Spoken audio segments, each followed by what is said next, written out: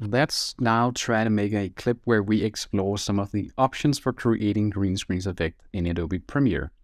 Now, in the previous video, we set up our workspace inside Premiere up here. So we now have a workspace called Video Sketching.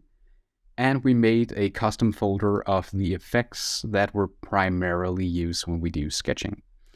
So for this video, we're going to import some media. So I'm just going to double click here in the blank space, or pressing down here on the new item. And you should have downloaded now the folder called Green Screen Intro. You can see this here, it contains 4 files, and we can just select the folder entirely and press import. We can expand the folder here.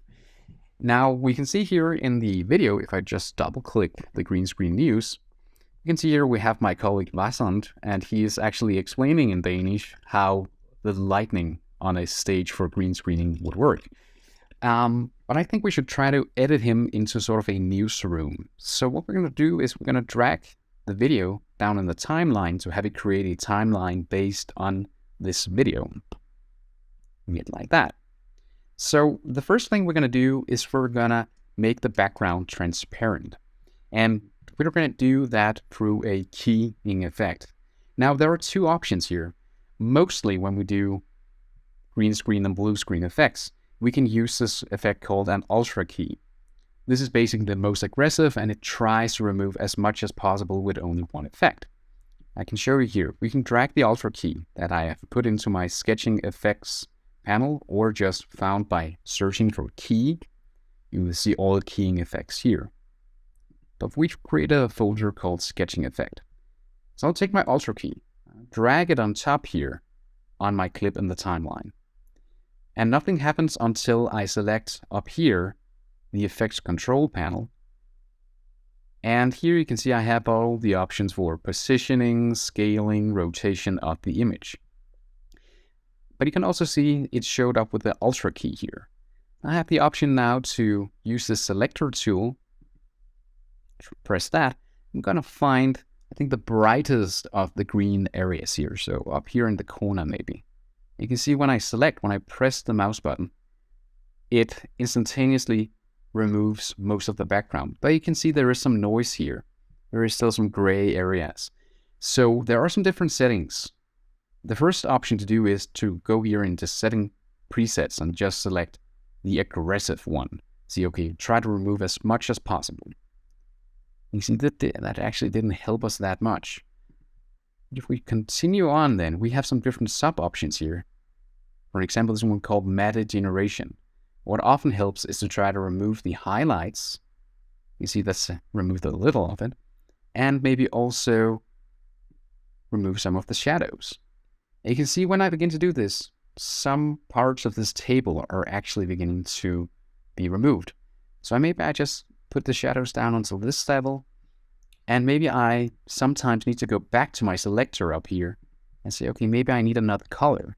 Maybe this tone of green was better. And he said, yeah, exactly. It was exactly what we needed.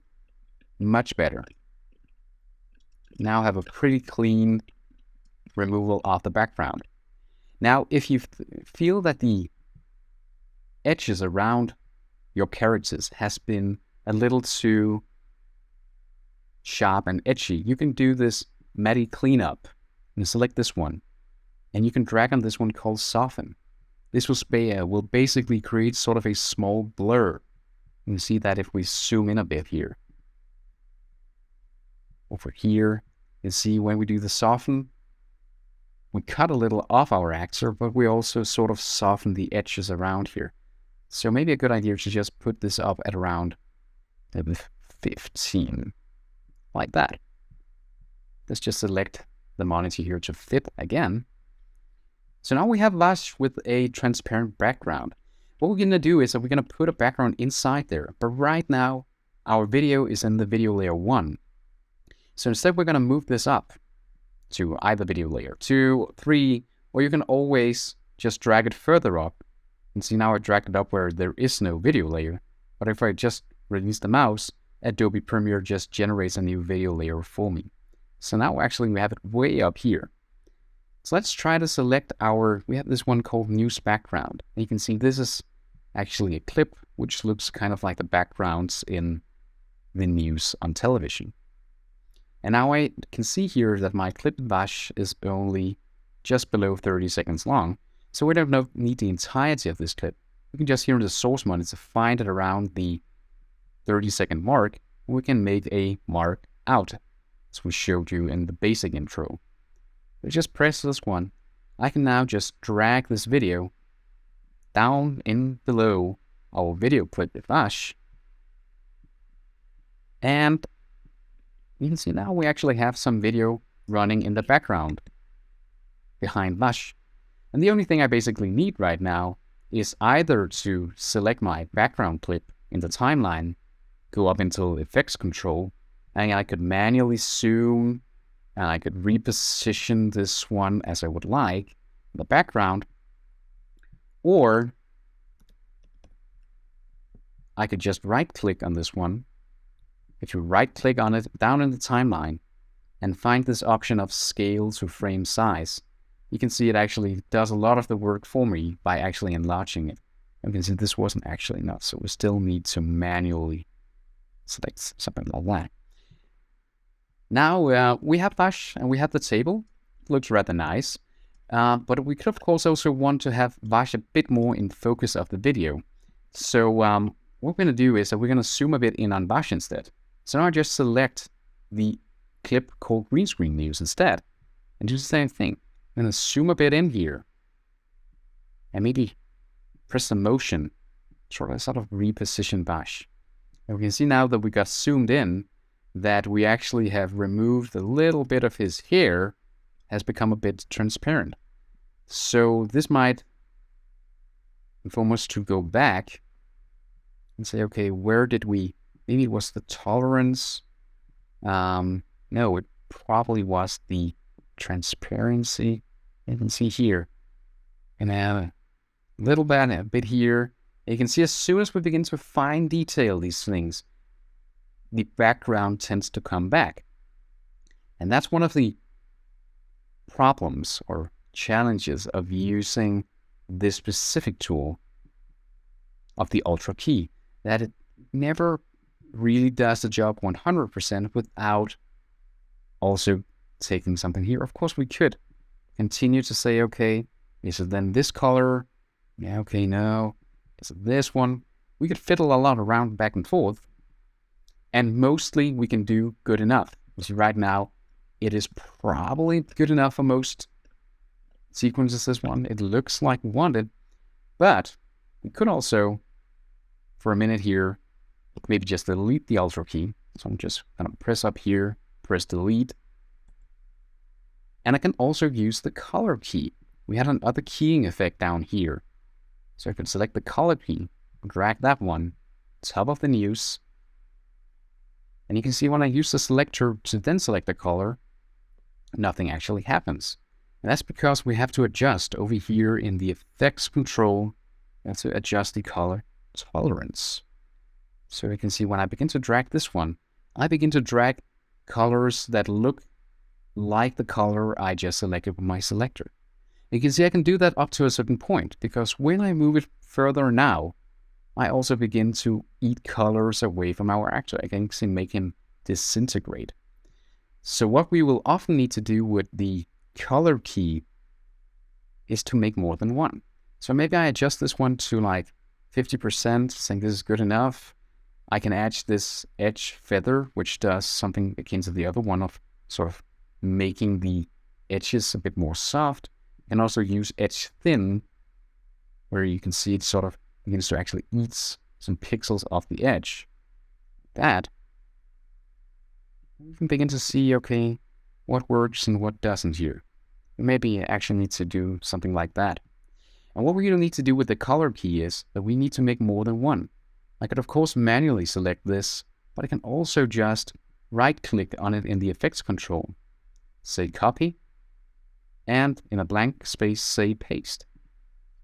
Now I'll get a second color key, and I don't have to tweak anything else other than using the selector to select another grid of green here. So you see when I select this, maybe select this one here, I get the option to then say, okay, what if I wanted to remove some of that? So again, I can see, okay, here the tolerance needed to be different, something like that. And I can add another one once more, adding a third color G. If we want to remove some of the more darker hues here. And once again, we can do this. And as you can see, I have much more control now of what I actually do remove and what I don't remove. But as you can see, we are not even done yet. We need to add more to get where the results that we want. So this is a much lengthier, much more time-consuming process than just using the Ultra key. And for every time that we add a key here, or anything here, but then fans on my computer are running amok right now. And that's basically because that every time we do this, every time we add a new key, we are actually making the computer work on overtime to render all of this stuff. If you see, of course, the results can become much more precise. We get more control, and we have a more finely detailed result in the end. But it does come at a cost. And see, now we're more or less there, but you can also see that we are beginning to see that the video is actually lagging a bit. We cannot really run it in real time anymore.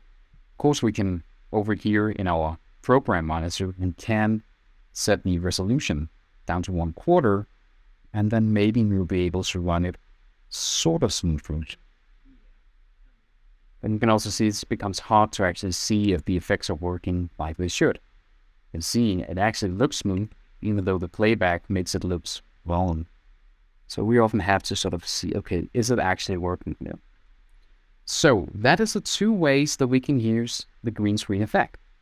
Either by having a lot of finely detailed color keys, or by, let's just remove the color keys again here. We need to edit one of them. Let's press in backspace here. Or we can simply say, okay, can we, with the lighting settings we created, can we sufficiently just use the Ultra key? With the small tweaks we can do here, can we then possibly create something that is good enough? As you can see here, now I was lucky I hit the completely right selector, and I made something that is probably going to be good enough for most purposes here. So I would often recommend use the Ultra key, apply it with the selector tool, try to find fiddle, especially with the highlights and with the shadows and with the transparency, and see by selecting different colors if you can hit some results that are good enough, because it will be much easier, much faster, and as you can see, it will run much more smoothly on most computers. We can actually run it live in full quality here. And what the keying effects here then gives us a possibility is that it actually enables us to, for an example, put something in the middle ground. So I can take our background layer here, the news effects running here, and drag it all the way down to background layer 1, video layer 1 over here. And for example, then have that every time Vash talks about something, for example, when his hand moves up here, we could show the camera lights that he's actually talking about. So I could take this image for a photo of a camera lights, could drag this down at this space in the timeline. And you can see now it's actually in the middle ground. It is in front of the background, but still behind Vash. And by just selecting this small clip here, I can use the complete same effects as before. For example, I can drag, drop it by using motion. I can select it up here. So we just kind of show that when he talks about something in this side, we will be able to show it. Oh, my battery isn't running low. You can see that he actually points up here, and then when he points up there, we can just take the second camera light and then put that down here in the second video layer. So these two images will now overlap, even though they are part of the same video. So like that. So now we have something where Vash introduces himself. Yeah, but we don't see what I set up a green screen, set up second reason and Like that. like so both and positive to a ring light for me somewhere. You can see he said that we didn't need the one on the left, so we can just let that one go away, and then we can, by just pressing on the edge and drag that, we can extend the last one that it talks about, like saying, okay, we use this one only, and you can see now, when he points to it, his hands can actually be up in front of it without any problems, because it's in our middle ground. And that's the basic strength of green screening. Of course, we could do all sorts of animation and stuff too, but the basics are we create transparent backgrounds so we can put something in the middle ground and in the background, or in multiple middle grounds by just creating more and more video layers. And we do that by either using the Ultra key, the easiest one, or the Color key, the most precise one, but also the one consuming most time to do. So in the next video, we will begin to apply these effects into green screens where we also add animation to the mix.